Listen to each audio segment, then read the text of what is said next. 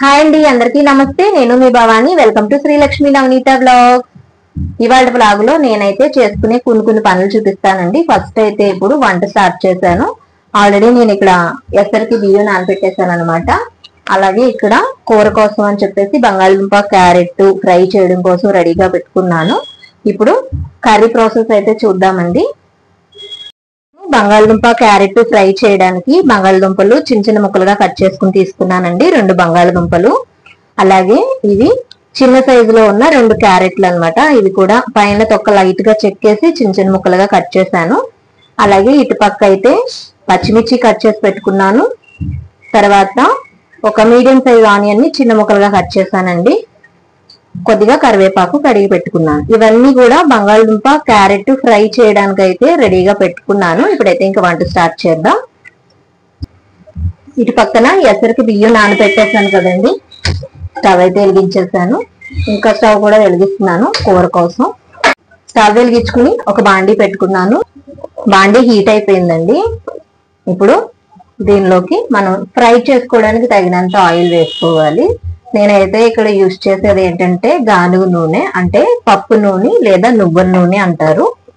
Oil వేసుకున్నాను. ఈ oil బాగా హీట్ అయిన తర్వాత ఇప్పుడు దీనిలోకి మిగిలిన ఐటమ్స్ అన్ని కూడా పోపు సామాన్లు వేసుకుందాము. దంచుకున్న వెల్లుల్లి రేకలు వేసానండి. ఒక 4-5 దాకా వేసాను. అలాగే కొద్దిగా జీలకర్ర కూడా వేస్తున్నానండి. కొద్దిగా ఆవాలు, ఒక ఎండుమిర్చి వేసానండి.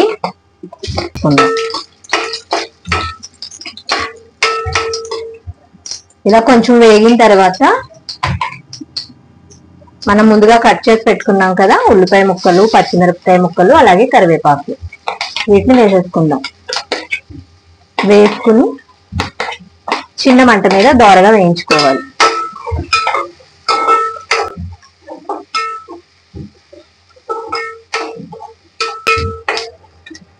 ఇప్పుడైతే ఆనియన్స్ చక్కగా ఇలా లైట్ గోల్డెన్ షేడ్ వచ్చేదాకా వేగినాయి కదండి. ఇప్పుడు దీనిలోకి మనం కట్ చేసి పెట్టుకున్నాం కదా చిన్న ముక్కలుగా క్యారెట్, ఆ క్యారెట్ ముక్కలు వేసుకోవాలి. వేసుకుని వీటిని కొంతసేపు చిన్న మంట మీద వేయించుకోవాలి.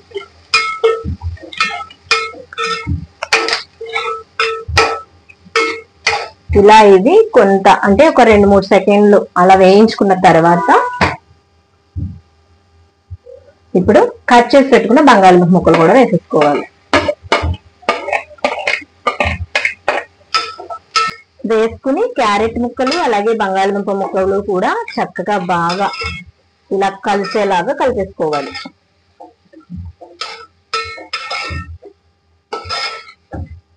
కలిపేసుకుని మూత పెట్టేసి ఈ 2 కూడా పచ్చి లేకుండా చక్కగా బాగా మగ్గేలాగా స్మూత్ గా మగ్గనిచ్చుకోవాలి. ఇప్పుడు దీనిపైన మూత పెట్టేసుకుందాం. పక్క స్టవ్ పైన అయితే రైస్ పెట్టాను కదండి. రైస్ కూడా చక్కగా కుక్ అవడానికి రెడీగా ఉందన్నమాట.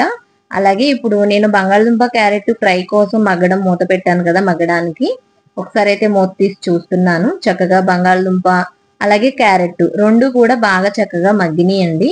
ఇప్పుడు దీనిలోకి రుచికి తగినంత సాల్ట్, అలాగే కొద్దిగా పసుపు, అలాగే కొంచెం కారం వేసుకోవాలి. కారం వేయడం వల్ల టేస్ట్ బాగుంటుంది. ఒకవేళ మీకు ఇష్టం లేదు అనుకుంటే పసుపు సాల్ట్ వేసి మగ్గించుకుంటే సరిపోతుందండి. నేనైతే ఆ రెండింటితో పాటు కొద్దిగా కారం కూడా వేస్తాను. వేసిన తర్వాత ఒకసారి బాగా కలిపేసుకోవాలి.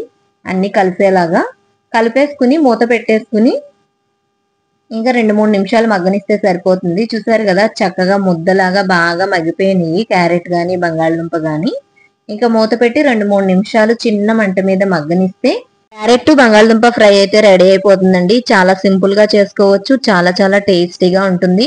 మనకి ఎక్కువ టైం లేనప్పుడు సింపుల్ గా చేసుకోవాలి, టేస్టీగా ఉండాలంటే ఇలా క్యారెట్ బంగాళదుంపతో ఇప్పుడు నేను చూపించినట్టుగా ట్రై చేయండి. చాలా టేస్టీగా ఉంటుంది, సూపర్ గా ఉంటుంది అనమాట. ఇప్పుడైతే ఇంకా ఫ్రై రెడీ అయిపోయింది. ఇంకా స్టవ్ ఆఫ్ చేసేసుకోవడమే.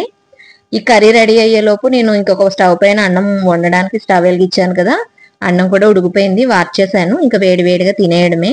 నేను స్టవ్ ఆఫ్ చేసిన తర్వాత ఇక్కడ మీకు చూపిస్తున్నాను చూడండి. చక్కగా మంచి కలర్ఫుల్ గా చాలా టేస్టీగా సింపుల్ గా అయితే క్యారెట్ బంగాళదుంప కర్రీ అయితే రెడీ అయిపోయింది. ఇంకా వేడి వేడిగా చక్కగా వెజ్ లంచ్ అయితే ఎంజాయ్ చేస్తూ తినడమేనమాట. మా వారు కూడా ఇంకా భోజనానికి వచ్చారు డ్యూటీ నుంచి.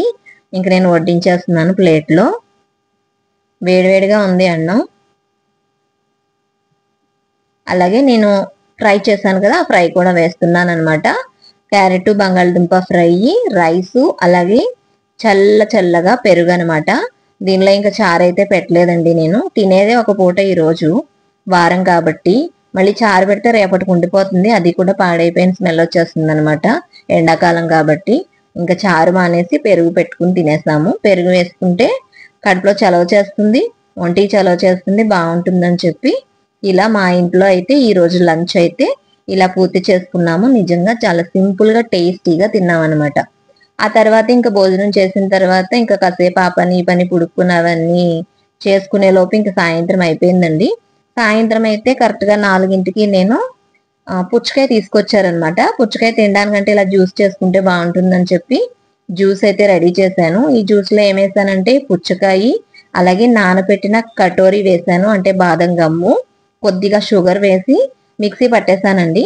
తర్వాత జ్యూస్ రెడీ చేసిన తర్వాత దీనిలోకి ముందుగా నానబెట్టాను సబ్జాలు, ఆ సబ్జా కూడా వేసి గ్లాస్ లోకి అయితే ఇంకా 2 ఐస్ క్యూబ్స్ వేసుకుని ఇలా అయితే చక్కగా డెకరేట్ చేసుకున్నాను.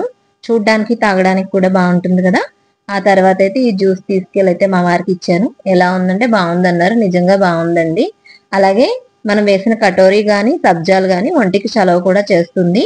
ఇంకా జ్యూస్ తాగిన తర్వాత ఇంకా సామాన్లన్నీ భోంచేసి జ్యూస్ కి ఉపయోగించిన సామాన్లన్నీ కూడా ఇంకా కడిగేసుకుని స్టవ్ అయితే ఒకసారి తడిగుడ్డతో క్లీన్ గా తుడిచేసుకుని ఇంక ఇదంతా పొయ్యిగట్టంతా కూడా ఈ నీళ్లు వచ్చేది ఉంది కదా, దీంతో చక్కగా ఎక్కడ తడి లేకుండా క్లీన్ చేసేసానండి. క్లీన్ చేసిన తర్వాత ఇంకా సామాన్ బుట్ట అయితే కడిగిన తర్వాత కింద పెట్టాను, అది తీసుకెళ్ళి అయితే ఇంక వంటింట్లో పెట్టేశాను. అయితే నాకు పనులు కూడా పెందలాడే కంప్లీట్ అయిపోయినాయండి. కాయగూర భోజనమే కాబట్టి సింపుల్ గా రెడీ చేసుకోవచ్చు. అలాగే తక్కువ సామాన్లు అయితే తక్కువ పని ఉంటుందన్నమాట. ఇంకా వంటింట్లో పని అంతా కూడా పెందలాడే కంప్లీట్ చేసేసుకున్నాను. తర్వాత మేడపైకి వెళ్ళి బట్టలు కూడా తీసుకురావాలి, ఉదయం ఆరేసాను అనమాట. ఇంతేనండి, చూసారు కదా. ఇవాల్టి బ్లాగ్ నచ్చితే మీకు తప్పకుండా ఒక లైక్ చేసి మీ ఫ్రెండ్స్ కి రిలేటివ్స్ కి షేర్ చేయడం మర్చిపోకండి. మన ఛానల్ ఎవరైనా మొదటిసారి చూస్తున్నట్టయితే తప్పకుండా సబ్స్క్రైబ్ చేసుకోండి. Thank you for watching.